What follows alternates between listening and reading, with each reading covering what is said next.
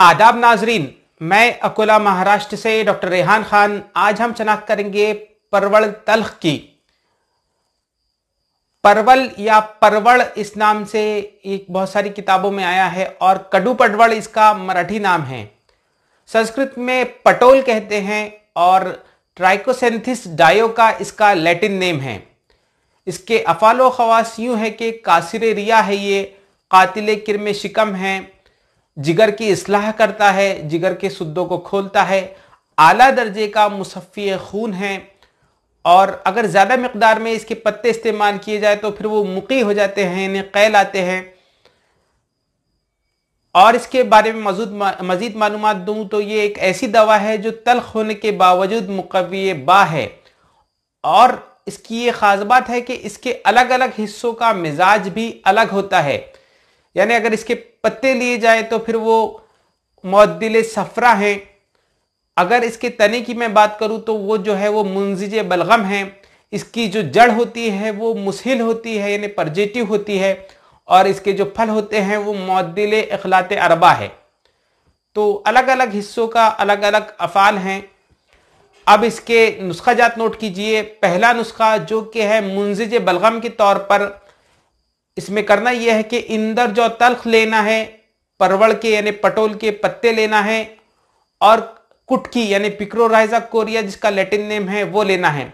तो ये तीनों अज्जा हम वजन मिकदार में लेकर फिर इसका जोशांदा देना है मरीजों को। ये मुंजिज बलगम के तौर पे इस्तेमाल होता है या फिर जितनी भी रुतूबतें हैं उनका इखराज करवाता है, या फिर इसे और बयान करूँ तो ये लीवर करेक्टिव की तरह भी काम करता है और बाज़ लोगों में मुक़व्वी बाह भी ये काम करता है।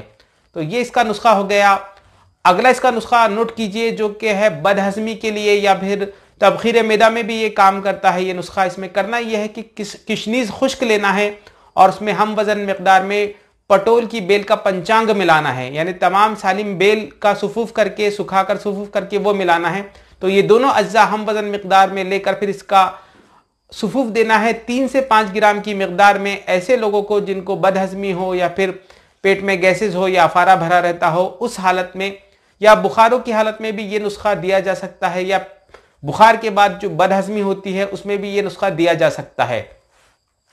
अगला इसका नुस्खा नोट कीजिए जो कि है मुसफ़्फ़ी खून के तौर पे। इसमें करना यह है कि परवल का पंचांग लेना है, फिर उसमें त्रिफला यानी आंवला, बलीला और हलीला मिलाना है और मज़ीद इसके अंदर जो है वो नीम की छाल मिलाना है और दार हल्दी मिलाना है। तो इस तरह ये तमाम अज्जा हम वज़न मिक़दार में लेकर इसका जोशांदा देना है मुसफ़्फ़ी खून के तौर पर। चूँकि ये नुस्खा जो है मुसफ़्फ़ी खून है इसलिए जल्दी अमराज पर भी, तमाम किस्म के जल्दी अमराज पर काम करने की एक दवा हो जाती है।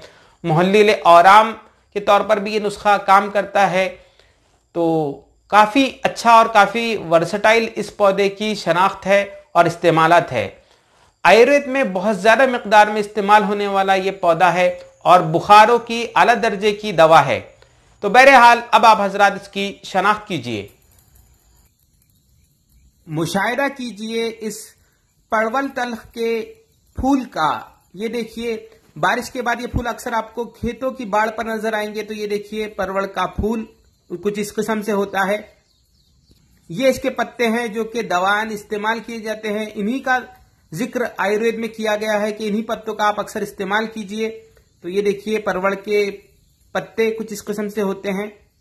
ये इसके फल हैं जो कि ये देखिए हरा फल कुछ इस किस्म से होता है, थोड़ा नोकीले, और इसके ऊपर जो सफेद धारियां आपको नजर आ रही हैं वो पकने के बाद इस फल की कुछ ये हालत होती है। ये देखिए किस तरह जाफरानी रंग का ये हो जाता है और इसमें से ये देखिए कुछ इस किस्म की रुतूबत और बीज निकलते हैं। तो ये थी परवल की बेल। उम्मीद करता हूं तमाम जावियों से आपने इसकी शनाख्त कर ली होगी। खुदा हाफिज।